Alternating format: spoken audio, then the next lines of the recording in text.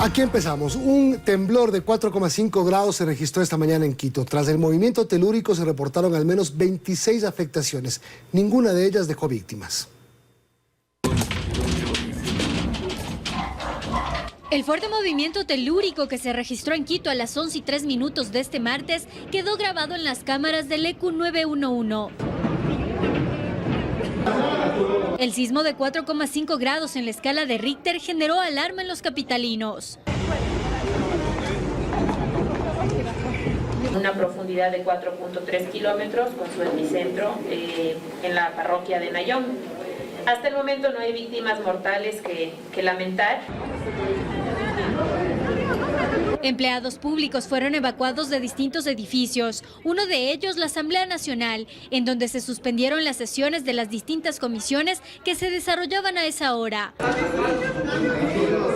Incluso en el Palacio de Carondelet, en donde el presidente de la República desarrollaba su agenda, se activó el protocolo de evacuación, resguardado por su equipo de seguridad. Mientras que de varios de los edificios más altos del norte de Quito salían decenas de personas hacia los sitios determinados como seguros. El Parque de la Carolina fue uno de ellos. Los obreros que trabajan en la reconstrucción del edificio de la Contraloría, en cambio, salieron al Parque Elegido, en donde permanecieron por varias horas hasta tener la disposición de ingresar nuevamente. En redes sociales se divulgaron fotografías de algunos de los daños en ventanales y mamposterías. Uno de los edificios afectados fue el del Hospital Carlos Andrade Marín en el centro norte de Quito, cuyas áreas administrativas terminaron así. El fuerte movimiento también provocó el deslizamiento de tierra en avenidas como la Simón Bolívar, de Los Conquistadores, en el sector de Pomasqui y Calderón. La Secretaría de Seguridad informó que se reportaron al menos 26 afectaciones. Un colapso estructural, 4 daños estructurales en edificios, daños estructurales en un hotel, daños estructurales en una institución pública, 14 daños estructurales en viviendas. No se ha determinado ninguna afectación en infraestructura considerable como para activar algún modelo de respuesta específico. No se produjeron réplicas de este evento sísmico. Sin embargo, las autoridades pidieron actuar de forma oportuna en caso de presentarse un nuevo sacudón. En Quito, Belén Merizalde, 24 horas. Los informes especiales de Contraloría sobre paraísos fiscales y bienes patrimoniales del presidente de la República estarán listos hasta enero del próximo año. Así lo anunció hoy el Contralor General del Estado subrogante, Carlos Riofrío. Mientras en la Asamblea está prácticamente muerta la investigación de los denominados Pandora Papers, la Contraloría avanza en el examen especial de paraísos fiscales y bienes patrimoniales que el propio presidente Lasso remitió a esa institución. Son dos exámenes especiales. El uno que es de los paraísos fiscales, esa es la primera semana de diciembre, hasta la primera semana.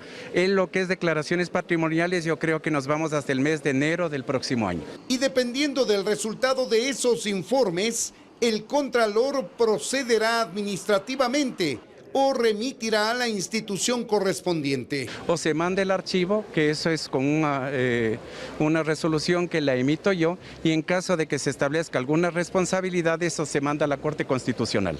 El Contralor se pronunció en torno al tema a requerimiento de los periodistas, en el marco de un evento de la Procuraduría al que fue invitado como testigo de honor, entre otras autoridades. Un proyecto que nace como respuesta a una necesidad apremiante del Estado ecuatoriano, la de evitar que el Ecuador malgaste sus recursos en costosos litigios en los que tiene iguales probabilidades de ganar o de perder. Lo que se propone, en concreto, es dotar a la Procuraduría de las herramientas cualitativas y cuantitativas para que gane el mayor número de juicios posibles, pero que lo haga en un universo con el menor número de juicios posibles. El presidente Guillermo Lasso también firmó el documento como testigo de honor y destacó esta iniciativa que le dotará de mayor eficacia al trabajo de la Procuraduría. La Procuraduría tiene actualmente en sus manos, como nos lo dijo el procurador, 102.450 juicios nacionales y 34 procesos internacionales activos. Pero eso no es todo. La situación es aún peor. Esa enorme cantidad de juicios, más los que se libran ante la Corte Interamericana de Derechos Humanos, representan más de 57.000 millones de dólares en demandas para el Estado. Así concluyó el evento, cuyos resultados se espera le ahorren ingentes recursos al Estado. En Quito, Freddy Paredes, 24 horas. A través de 2 decretos ejecutivos, el presidente Lasso concedió el indulto a los internos con enfermedades catastróficas y a sentenciados por infracciones de tránsito. Con esta medida, el gobierno busca reducir el hacinamiento en las cárceles. A través de 2 decretos, el gobierno intenta reducir el hacinamiento en las cárceles del país. El decreto ejecutivo 264 concede el indulto a favor de toda persona privada de libertad que haya sido sentenciada por las infracciones previstas en los artículos 383 y 386 del Código Orgánico Integral Penal. Si revisamos el COIP, el 383 establece una pena de 5 a 15 días de prisión y 5 puntos menos en la licencia de conducir para la persona que conduzca un vehículo cuyas llantas se encuentren lisas o en mal estado. El 386 establece una pena de 3 días, multa de un salario básico y reducción de 10 puntos en la licencia para las personas que conduzcan sin haber obtenido licencia, el conductor que insulte a la autoridad o agente de tránsito y el conductor que exceda los límites de velocidad. Y aunque el gobierno ofrece el indulto para estos casos, lo cierto es que ya existe en el mismo COIP el artículo 630, que habla sobre la suspensión condicional de la pena, a la que la mayoría de los procesados en estos casos de tránsito se acogen, por lo que no van a las cárceles del país. Mientras que el decreto 265 ofrece el indulto a los reclusos con enfermedades catastróficas. Esta es la esperanza de Marisol. Ella tiene a su hijo en el pabellón 7, tiene 24 años y hace 3 se contagió de tuberculosis ahí adentro. Y ando en estas andancias que quiero sacarlo ya por los problemas que ha habido de las matanzas. Ahorita por estos problemas no están dejando entrar los medicamentos, nada de eso de la TV que le llaman. El indulto es la esperanza también de Washington. Su hijo es consumidor de droga y tiene VIH. Hace más de 2 meses que no puede verlo y pide ayuda porque el defensor público que llevaba el caso desapareció. Pues ya está cumpliendo la pena del 50%. Que alguien me dé la información cuáles son los pasos a seguir para poder sacarlo libre. Quien se tendrá que hacer cargo de remitir toda esta información a las autoridades judiciales para proceder con el excarcelamiento es justamente el SNAI. Para ambos casos, los decretos señalan que para recibir el indulto, la persona privada de libertad deberá tener sentencia condenatoria ejecutoriada por una de las infracciones referidas y no tener procesos penales pendientes en su contra. Joana Ramos, 24 horas. Más de 1 tonelada de droga fue encontrada esta madrugada camuflada en el piso falso de un camión y enterrada en una caleta en una finca en Balsar, en el Guayas, por la policía. En lo que va del año se han decomisado cerca de 180 toneladas de drogas. Una parte de la droga fue encontrada bajo tierra, en el patio de una finca del recinto El Guavito del cantón Balsar. Esta finca es de una característica especial en vista de que está alejada de la ciudad. De igual manera es un camino de tercer orden y sobre todo tenía acondicionado en los patios exteriores de la finca una caleta, y esta caleta permitía ocultar la droga que venía siendo acopiada en los diferentes viajes que tenía previsto esta organización. Precisamente la otra parte del cargamento acababa de llegar en un camión que presentaba modificaciones en su estructura original. Tenía compartimientos ocultos, lo que no permitía ejercer un buen control al personal y autoridades que se encontraban en las carreteras. Agentes de la Dirección de Investigación Antidrogas de la Policía Nacional, la madrugada de este martes, ingresaron al que sería un centro de acopio de sustancias sujetas a fiscalización, en el que durante la inspección encontraron más de 1 tonelada de alcaloide. Se localizaron 37 sacos, los mismos que contenían 1.045 paquetes, los mismos que una vez que se les realizó la prueba preliminar de campo dio positivo para cocaína. Son 12 millones de dosis que tenían como destino final Europa, donde están valoradas en 31 millones de dólares. El operativo dejó además 2 vehículos retenidos, que son el camión y una camioneta que le daba custodia, y a 2 ciudadanos también aprehendidos. Un ciudadano de nacionalidad ecuatoriana, un ciudadano de nacionalidad colombiana, se ha puesto en descubierto a una organización que se dedicaba al transporte y acopio de alcaloide en la subzona Guayas. En la subzona Guayas, en lo que va del año, se han detenido a 700 373 personas por tráfico de drogas y se han decomisado 9 toneladas. Nuestro país está siendo utilizado como un país de tránsito, específicamente la subzona Guayas, en razón de que en días anteriores ya fue aprendido acá en territorio una gran cantidad de marihuana, la misma que efectivamente iba a ser trasladada hasta la frontera sur y posterior pasar a Perú y posterior a Chile, en donde tiene una mayor cotización y sobre todo un mayor consumo de este tipo de droga, la marihuana creep. A nivel nacional, en cambio, ya van cerca de 180 toneladas de droga decomisadas. Luisa María Heredia, 24 horas. Rescate Ecuador es el nuevo plan de seguridad que ejecuta la policía en este estado de excepción, en el cual varias instituciones de seguridad intervienen en las zonas consideradas como críticas en las ciudades.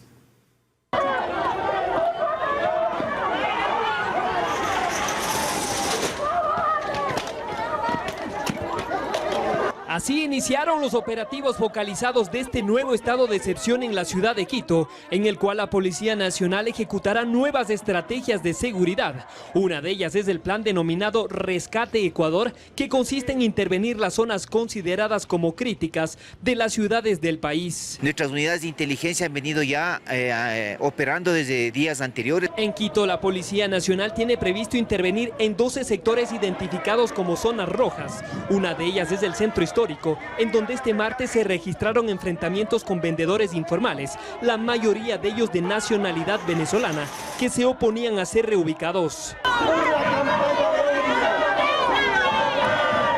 Todo el daño que nos hacen a nosotros las ventas informales, que causa eso es la delincuencia aquí en La Marina, en nuestro sector y en todos los sectores aledaños de aquí. Por ejemplo, el día de ayer tuvimos 10 detenidos en este sector que se dedicaban al tráfico de sustancias sujetas a fiscalización. Se incautó también droga, como es el caso de marihuana, cocaína, balanzas, celulares. También incautaron este martes un arma de fuego que estaba en poder de 2 ciudadanos. Con balas incluso. Sí, así está cargada, esa con calibre 22 me parece que es, y es un arma con la cual suponemos que están amedrentando aquí a la gente para cometer delitos. ¿El detenido está aquí en el bus? Sí, en el interior se encuentran, ya van a ser trasladados a la unidad de fragancia. Son 2 personas, una de sexo masculino y una de sexo femenino. La Intendencia de su parte clausuró varios locales comerciales en donde aparentemente se vendían objetos de dudosa procedencia, es decir, objetos que fueron al parecer robados. No solamente objetos de dudosa procedencia, sino también tenemos licor sin registro sanitario. En estos nuevos operativos intervendrán varias instituciones de gobierno, como la Policía Nacional, Fuerzas Armadas, Intendencias y entidades municipales. En Quito, Paul Coello, 24 horas. Seguimos. Legisladores de la Comisión de Garantías Constitucionales manifestaron su indignación en contra de la Fiscalía que los investiga e hicieron requerimientos sobre la elaboración del informe del caso Pandora Papers.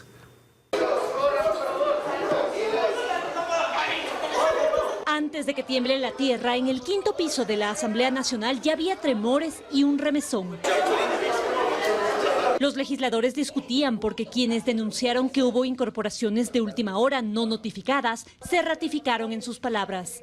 No habían las recomendaciones, habían las conclusiones sí, pero recomendaciones no existían en el informe. Creo que estás equivocado de función, deberías dedicarte a cualquier cosa menos a ser legislador, porque lo que estás diciendo primero es un despropósito tal. Entonces, ¿de qué procedimiento parlamentario estamos hablando si eso no se ha cumplido en la comisión? Es un informe realizado dentro del ejercicio de nuestras funciones. Pero primero varios de ellos se indignaron porque la Fiscalía General del Estado les requirió documentos sobre la elaboración del informe de los Pandora Papers y esto les disgustó. La comisión o el equipo asesor no ha hecho ni más ni menos de lo que ya ha determinado el Pleno de la Asamblea Nacional. E inclusive amenazaron con la posibilidad de un juicio político. También estamos en la facultad de pedir explicaciones a la señora Fiscal General del Estado. El vicepresidente de la Asamblea, Virgilio Saquicela, se ratificó también en la crítica contra el informe de mayoría que fue aprobado.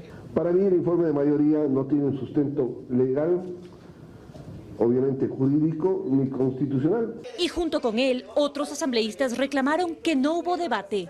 Suspendimos la sesión. Ahí recién están tratando y están incorporando las recomendaciones. No estoy de acuerdo con las recomendaciones, pero no pongo pongas en tela de duda ante el país que lo que hicimos estuvo mal. Él y otros 2 legisladores más se abstuvieron de rechazar la supuesta intromisión de la Fiscalía General del Estado y de exigir a la presidenta incluir cuanto antes en la agenda del debate legislativo el informe. En Quito, María Gracia Costa, 24 horas. La presentación de un cheque pagado por Jorge Cherres a la ex coordinadora administrativa del Ministerio del Interior de José Serrano, María Paula Christiansen, puso en apuros al exministro, quien en su comparecencia apenas logró aceptar que conocía del cheque. La exfuncionaria que recibió el dinero respondió en redes, pero sin mucho detalle. Sin detalles, el ex asambleísta José Serrano no logró explicar cómo es que su ex colaboradora y persona de confianza, María Paula Christiansen, recibió $230,000 por parte del inversionista fantasma que tiene al ISPOL en apuros, Jorge Cherres. Y sí, es la firma de Cherres en el cheque. No explicó más de lo evidente. Este documento, entregado por la justicia de Estados Unidos. Sí, por supuesto que lo conozco, señor presidente. Un cheque, un pago entregado justamente a la señora María Paula Christiansen. De $230,000 el 13 de enero del 2018 por un contrato Spa Store y no más. La ex ministra de Gobierno María Paula Romo cree que hay mucho por explicar de esta relación Christiansen-Cherres-Serrano. El centro de la investigación es Cherres. Solamente habíamos visto cómo el dinero llegaba desde la policía, desde el ISPOL hasta Cherres. Ya la segunda parte de estas investigaciones que es, ¿y ahora Cherres qué hizo con el dinero? Y esto va a ayudar a explicar la primera, por supuesto. ¿Cómo lo recibió? Seguramente se explica con saber cómo lo gastó. Lo cierto es que la beneficiaria del cheque reaccionó a través de un comunicado colgado en redes sociales, pero su explicación fue igual de escueta. El cheque es del año 2018, como se puede ver en la fotografía, y claramente dice cuál es el asunto del pago, que está enmarcado legalmente en un contrato apostillado y notariado en Estados Unidos. País en el que Christiansen reside desde noviembre del 2017, cuando salió de Ecuador, horas antes de que se ejecute una orden de prisión en su contra por un caso de corrupción. Desde entonces, Christiansen en Estados Unidos es una empresaria. El mismo año que recibe el cheque de Jorge Cherres, abrió una empresa en sociedad con el ex jefe de la temida Senaín de Ecuador, Romy Vallejo. El ex militar Diego Vallejo, asilado en Estados Unidos tras ser perseguido durante años por el gobierno de la Revolución Ciudadana, ha seguido de cerca los pasos de la ex colaboradora de José Serrano. Debo suponer que debido a la cantidad de dinero utilizado para estas operaciones, el sistema financiero de los Estados Unidos emitió alertas y el departamento, el Homeland Security, decidió abrir un proceso investigativo a María Paula Christiansen Delgado en el año 2018. Pero sus actividades no han pasado desapercibidas para la justicia norteamericana. Ella misma reconoce en su comunicado que ha entregado información sobre su estatus y negocios. Fausto Yepes, 24 horas. Este jueves 25 de noviembre se conmemora el Día Mundial de la Eliminación de la Violencia contra la Mujer, una problemática que en el país en los últimos 7 años ha dejado una cifra de víctimas alarmante. Vamos a contactarnos con Daniela Valencia, quien nos acompaña esta noche para que nos dé más detalles sobre ese tema. Hola, Dani.